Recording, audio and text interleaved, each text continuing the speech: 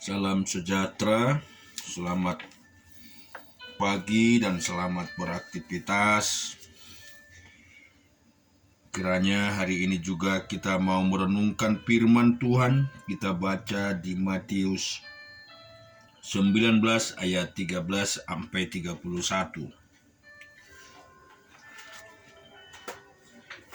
Lalu orang membawa anak-anak kecil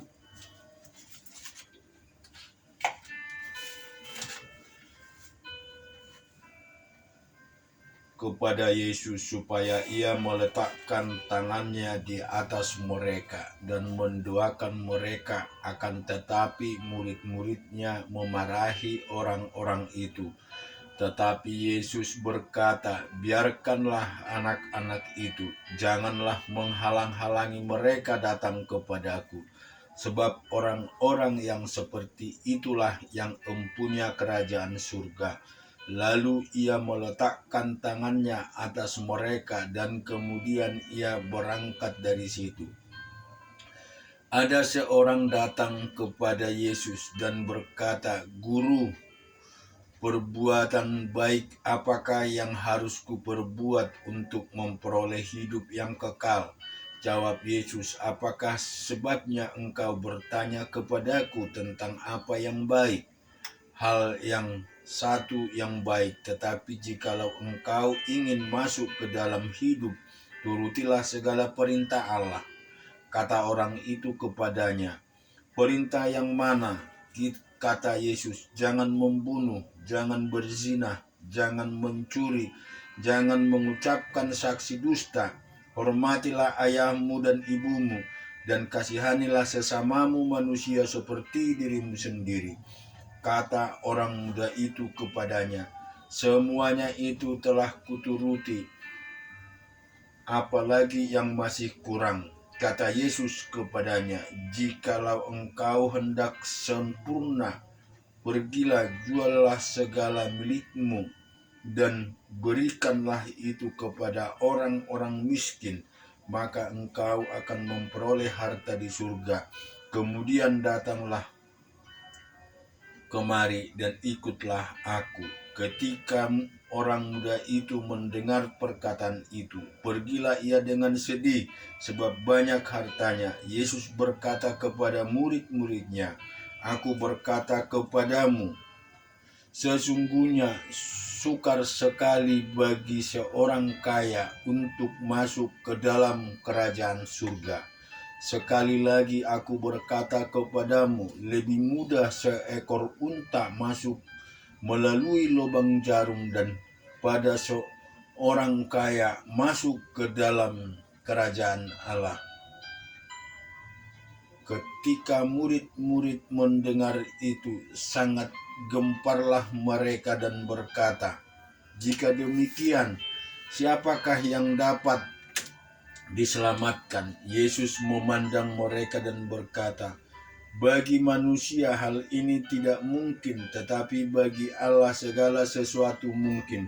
Lalu Petrus menjawab dan berkata kepada Yesus, "Kami ini telah meninggalkan segala sesuatu dan mengikut Engkau. Jadi apakah yang akan kami peroleh?" Kata Yesus kepada mereka, "Aku berkata kepadamu, sesungguhnya pada waktu penciptaan kembali, apabila Anak Manusia bersemayam di tahta kemuliaannya, kamu yang telah mengikuti aku akan duduk juga di atas 12 tahta untuk menghakimi ke-12 suku Israel. Dan setiap orang yang karena namaku meninggalkan rumahnya, saudaranya laki-laki atau saudaranya perempuan, bapak atau ibunya, anak-anak atau ladangnya, akan menerima kembali 100 kali lipat dan akan memperoleh hidup yang kekal. Tetapi banyak orang yang terdahulu akan menjadi yang terakhir, dan yang terakhir akan menjadi yang terdahulu. Kita juga akan baca di Hakim-Hakim 20.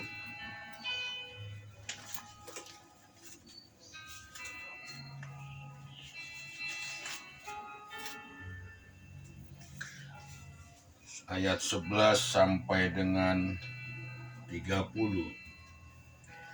Demikian orang Israel berkumpul melawan kota itu, semuanya bersekutu dengan serentak.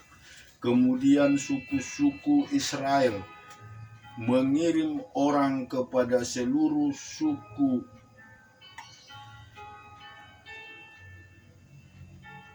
Benyamin dengan pesan, apa macam kejahatan yang terjadi di antara kamu itu. Maka sekarang serahkanlah orang-orang itu, yakni orang-orang Dursila, orang di Gibea itu, supaya kami menghukum mati mereka, dan dengan demikian menghapuskan yang jahat itu dari antara orang Israel. Tetapi Bani Benyamin tidak mau mendengar perkataan saudara-saudaranya orang Israel itu. Sebaliknya, Bani Benyamin dari kota-kota lain berkumpul di Gibea untuk maju berperang melawan orang Israel. Pada hari itu dihitunglah jumlah Bani Benyamin dari kota-kota lain itu 26.000 orang yang bersenjatakan pedang, belum termasuk penduduk Gibea yang berhitung 700 orang pilihan banyaknya. Dari segala laskar ini ada 700 orang pilihan yang kidal, dan setiap orang dari mereka dapat mengumban dengan tidak pernah meleset sampai sehelai rambut pun. Juga orang-orang Israel dihitung jumlahnya dengan tidak termasuk suku Benyamin. Ada 400.000 orang yang bersenjatakan pedang, semuanya itu prajurit. Lalu orang Israel berangkat dan maju ke Betel. Di sana mereka bertanya kepada Allah, siapakah dari antara kami yang lebih dahulu maju berperang melawan Bani Benyamin? Jawab Tuhan, suku Yehudalah lebih dahulu. Lalu orang-orang Israel bangun pagi-pagi dan berkemah mengepung Gibea. Kemudian majulah orang-orang Israel berperang melawan suku Benyamin. Orang-orang Israel mengatur barisan perangnya melawan mereka dekat Gibea. Juga Bani Benyamin maju menyerang dari Gibea dan menggugurkan ke bumi 22.000 orang dari antara orang Israel pada hari itu. Tetapi laskar orang Israel mengumpulkan segenap kekuatannya, lalu mengatur pula barisan perangnya di tempat mereka mengatur barisan semua. Kemudian pergilah orang-orang Israel, lalu menangis di hadapan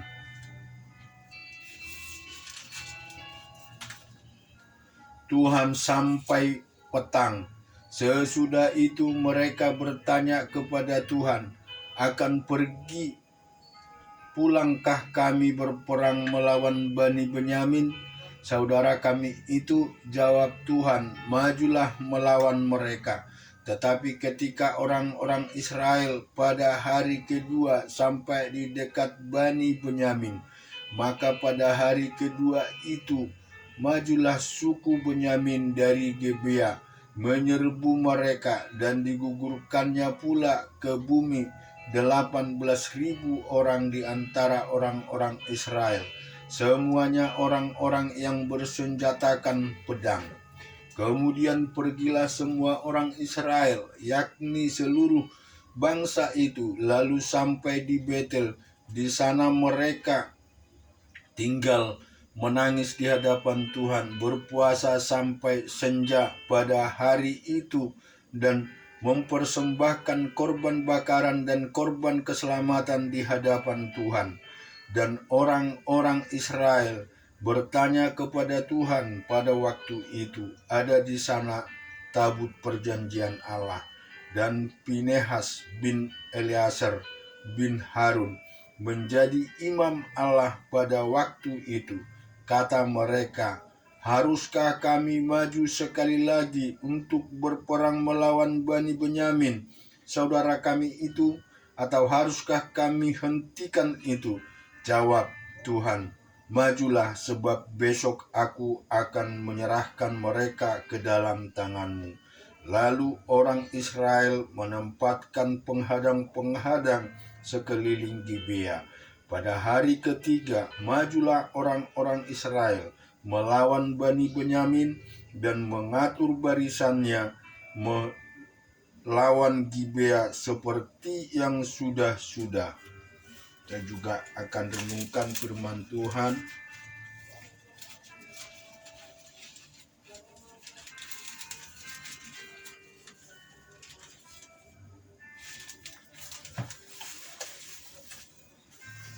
di Ayub pasal yang ke-30 ayat 1 sampai dengan 15.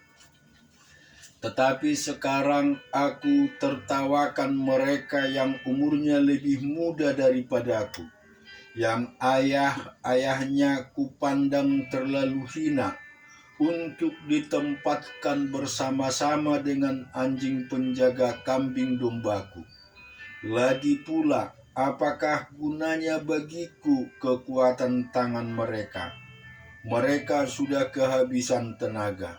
Mereka merana karena kekurangan dan kelaparan, mengerumit tanah yang kering, melukar di gurun dan padang belantara.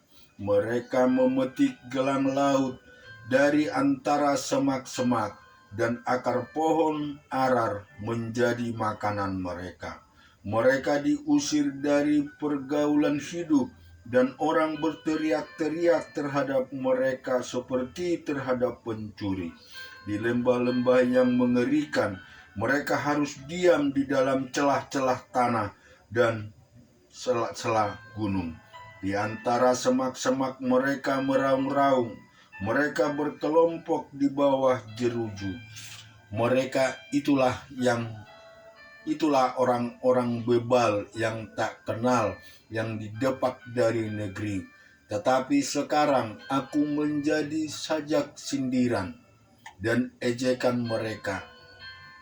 Mereka mengejikan aku, menjauhkan diri daripadaku. Mereka tidak menahan diri, meludahi mukaku.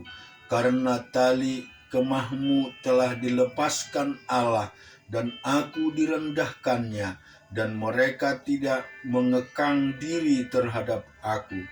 Di sebelah kananku muncul gerombolan, dikaitnya kakiku, dan dirintisnya jalan kebinasaan terhadap aku. Mereka membongkar jalanku dan mengusahakan kejatuhanku. Tidak ada yang menghalang-halangi mereka, seperti melalui tembok yang terbelah lebar. Mereka menyerbu, mereka datang bergelombang di tengah-tengah keruntuhan. Kedahsyatan ditimpakan kepadaku, kemuliaanku diterbangkan seperti oleh angin, dan bagiku melayang hilang seperti awan. Amin. Tuhan kiranya memberkati kita semua.